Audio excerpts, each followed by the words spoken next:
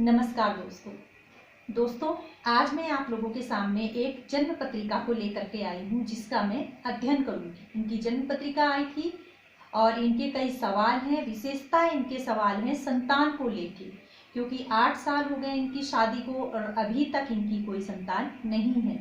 तो आइए देखते हैं कि इनकी जन्म पत्रिका में क्या क्या देखने को मिलता है। तो ये जन्म पत्रिका आप देखिए, तुला लग्न की है। तुला लग्न की जन्म पत्रिका है और इनका पंचांग में अगर बताऊं तो पंचांग बहुत अच्छा है इनका। देवगढ़ की है ये। सुकर्मा योग में इन्होंने जन्म लिया है। स्वाति नक्षत्र के प्रथम चरण का जन्म है और राहु की महादशा में इन्होंने जन्म लिया था, जो पूरे उनको 19 साल चली। तो इस तरीके का इनका पंचांग है और 3 जनवरी 1997 इनकी जन्म तिथि है और पिथौरागढ़ रात 1:15 पर इन्होंने जन्म लिया। तो आप भी इनकी जन्म पत्रिका का अध्ययन करिए और देखिए कि क्या क्या चीजें मिलती हैं आपको इसमें। तो सबसे पहले अगर हम इनके व्यक्तित्व की बात करें तो तुला लग्न की है ये और देवगढ़ की है और प्लस तुला राशि है ये लग्न और वायु तत्वी राशि इनकी बनती है। तो क्या है, बहुत अच्छा योग बन जाता है। अत्यंत श्रेष्ठ योग होता है ये कि तत्व और राशि अगर एक हो जाए तो जातक को सफलता प्राप्त करने में बहुत आसानी होती है। ये जिस फील्ड में भी रहेंगी इनको आसानी से सफलता मिल जाएगी। देवगढ़ की है ये, तो देवगढ़ की है तो ये डायरेक्ट देवता से अपने आप को कनेक्ट कर सकती है। ये किसी के बारे में बुरा नहीं सोचते हैं, हमेशा दूसरों के बारे में अच्छा ही सोचने वाले होते हैं। और वायु तत्व होने के चलते ये हवा की तरह बहते हैं, ये एक जगह पे स्थिर नहीं रहते हैं।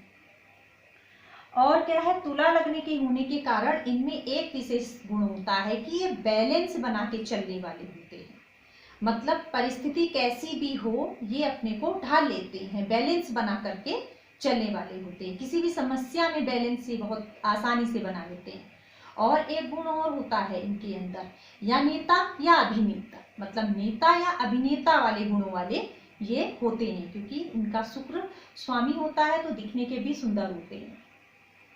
अगर योग कारक ग्रहों की बात मैं करूं तो इनका पहला योग कारक ग्रह बन जाता है शुक्र। इनका लग्नेश जाकर के बैठ गया है धन भाव में। बहुत अच्छा योग है, इसे महाधनी योग भी कहते हैं। लग्नेश का धन भाव में जाकर के बैठना महाधनी योग बनाता है। दूसरे योग कारक ग्रह की बात अगर मैं करूं तो बन जाता है बुध। भाग्य भाव का स्वामी होकर के पराक्रम भाव में बैठा है बुध, वो भी सूर्य के साथ, यानी कि सूर्य बुध आदित्य योग बना करके बैठा है। और इस बुध की 7वीं दृष्टि वापस अपने ग्रह पर पड़ रही है, वापस अपने घर पर पड़ रही है। और ये बुध 15 अंश का है, 15 डिग्री का होने की वजह से युवावस्था का ग्रह है। तो यानी कि जातिका जो ये है अत्यंत ही भाग्यशाली है, भाग्यशाली जातिका है, क्योंकि भाग्य भाव का स्वामी पराक्रम भाव में बैठ करके पुनः अपने भाव को देख रहा है। तीसरे योग कारक ग्रह की बात बताऊं तो पंचमेश बनता है इनका शनि। शनि चला गया है 6ठे भाव में और वो भी केतु के साथ। ये शनि 7 अंश का है और केतु 9 अंश का है। तो शनि पर मंगल और राहु की 7वीं दृष्टि पड़ रही है। तो चूंकि ये पंचम भाव विद्या का भाव है, आपके ज्ञान का भाव है और संतान का भी भाव है, बस यहीं पर मेन पॉइंट पकड़ में आता है जिस परेशानी से ये घिरी हुई है। तो क्या परेशानी है इनको कि 8 साल हो गए लेकिन अभी तक इनको कोई संतान प्राप्त नहीं हुई है। आप देखिए, पंचम भाव का स्वामी 6ठे भाव में चला गया है। जब भी किसी भी भाव का स्वामी 6, 8, 12 भाव में चला जाता है तो उसके फल खराब हो जाते हैं, वो शुभ फल प्रदाता नहीं रह जाता है। और ऊपर से शनि और केतु की युति हो गई है और मंगल और राहु की दृष्टि। इनके कई एबॉर्शन भी हुए होंगे, कई बार इन्हें एबॉर्शन कराना पड़ा होगा, क्योंकि शनि पर मंगल और राहु की दृष्टि है और शनि केतु के साथ है। इन्होंने और भी सवाल पूछे हैं, इनकी जॉब के लिए पूछा है। तो अगर मैं इनकी जॉब के विषय में बात करूं तो सूर्य की स्थिति अच्छी है। सूर्य पराक्रम भाव में बैठ करके भाग्य भाव को देख रहा है। और कर्मेश की स्थिति को मैं देखूं तो कर्मेश इनके बन जाते हैं चंद्रमा, और चंद्रमा जाकर के लग्न में बैठे हैं। और इस चंद्रमा से गुरु चौथे हो जा रहे हैं, तो ये गज केसरी योग भी बन रहा है। तो जॉब के हिसाब से मैं देखूं, महाधनी योग भी बन रहा है। सूर्य की स्थिति अच्छी है, सूर्य भाग्य भाव को देख रहा है। और चंद्रमा की स्थिति भी अच्छी है, क्योंकि चंद्रमा 9 अंश का होकर के, कुमार अवस्था का होकर के बैठा है।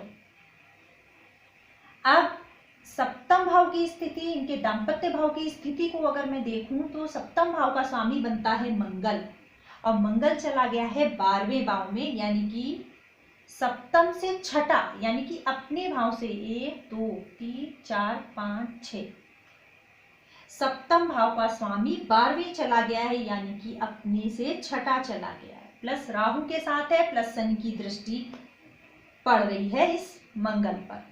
तो जातिका का जो वैवाहिक जीवन भी है वो भी अच्छा नहीं है, उसमें भी कमी देखने को मिल रही है। मतभेद, लड़ाई झगड़े, इस टाइप की चीजें दिख रही हैं। अब इन्होंने संतान के बारे में विशेषता पूछा है, तो मैं इनको बताना चाहूंगी कि संतान भाव का स्वामी शनि और केतु छठे भाव में जा करके मंगल और राहु से दृष्ट हो गया है। इस वजह से ऐसी चीजें देखने को मिल रही हैं। चलिए अब इनके कारक ग्रह को देख लेते हैं, क्योंकि भाव, भावपति, भाव कारक तीनों की स्थिति देखनी पड़ती है। तो अब मैं भाव कारक को देखूंगी। तो संतान का कारक ग्रह बन जाता है गुरु। तो गुरु की स्थिति चलिए देखते हैं। गुरु उनका 4th हाउस में बैठा है। 4th हाउस में बैठा है, मकर राशि का बैठा है और 2 डिग्री का होकर के बैठा है। सम राशि का है, यानी कि मृत अवस्था का है। तो यानी कि ये पूर्णता फल देने में अक्षम है, ये फल नहीं दे पाएगा। ये बुध, ये जो गुरु है ये कमजोर अवस्था का है। तो यानी कि भावेश भी कमजोर हो गए और भाव कारक भी कमजोर हो गए। चलिए इनकी प्लैनेट्स की ऐसी स्थिति देखने के बाद मैंने इनका नौमांस चक्र देखा। तो ये नौमांस चक्र भी आपको दिख रहा होगा। तो पंचम भाव का स्वामी शनि, इनका पंचम भाव का स्वामी शनि 12वें में है, केतु के साथ है। फिर वही स्थिति है, केतु के साथ है। तो यहाँ पर भी पीड़ित हो गया है गुरु। पंचम भाव का स्वामी यहाँ भी पीड़ित हो गया है। और जो गुरु है, गुरु पुनः यहाँ पर मकर राशि का है, यानी कि नीच का है। तो यहाँ पर भावे लग्न में तो भावेश पीड़ित था ही, और यहाँ पे भी भावेश पीड़ित है, और प्लस कारक ग्रह गुरु भी पीड़ित है। इस वजह से इनको इस स्थिति का सामना करना पड़ रहा है। इनकी संतान नहीं है। तो इन्होंने क्या करना चाहिए, कुछ उपाय है। ये प्रदोष व्रत रख सकती हैं और गाय की सेवा करें हर शुक्रवार, यानी कि 11 शुक्रवार तक करना ये उपाय। आप 11 शुक्रवार गाय की सेवा करें। आटे की लोई में पनीर मिलाकर 11 शुक्रवार लगातार गाय को खिलाएं। प्रदोष व्रत रखें और गोपाल स्तोत्रम का पाठ पढ़ें नित्य प्रतिदिन। हालांकि ये जन्म पत्रिका केवल सिंगल जन्म पत्रिका है एक स्त्री की। संतान को देखने के लिए पति की जन्म पत्रिका का भी होना जरूरी है।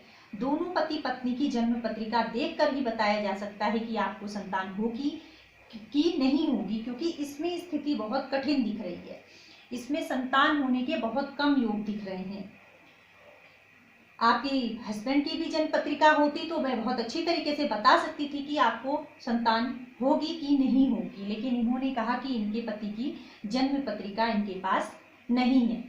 काल सर्प दोष भी बन रहा है इनका। केतु और राहु इनके 12वें और छठे भाव में बैठे हैं और सारे ग्रह एक साइड चले गए हैं। काल सर्प शेषनाग नामक काल सर्प दोष बन रहा है। ये काल सर्प दोष फालतू के खर्चे करवाने वाला होता है, शत्रुओं से घिरे रहने वाला बनाता है। और हालांकि शत्रुहंता योग इनकी जन्म पत्रिका में बन रहा है। शनि और केतु यहाँ पर बैठे हैं, शत्रुहंता योग बना रहे हैं, लेकिन इस स्थिति में क्या होता है, जब तक के नए नए शत्रु, जब पाप ग्रह छठे भाव में बैठ जाता है तो क्या होता है, नए नए शत्रु उत्पन्न होते रहते हैं। और जब तक क्या करता है, और ये ग्रह क्या करता है, बस उन शत्रुओं से सामना करने में ही अपनी सारी एनर्जी गवा देता है और नए नए शत्रु उत्पन्न भी करता रहता है और नए नए शत्रुओं को हराता भी रहता है। इस तरीके का योग देखने को मिल रहा है इनकी जन्म पत्रिका में। तो आपके कोई भी काम होंगे समय पे हो जाएंगे, आप ऐसा मत सोचिएगा, क्योंकि शेषनाग नामक कालसर्प दोष भी आपकी जन्म पत्रिका में बन रहा है। कुछ उपाय हैं जो मैंने आपको बता दिए हैं संतान के लिए, अगर आप करना चाहती हैं तो आप कर लीजिएगा, आपको इससे फायदा मिलेगा।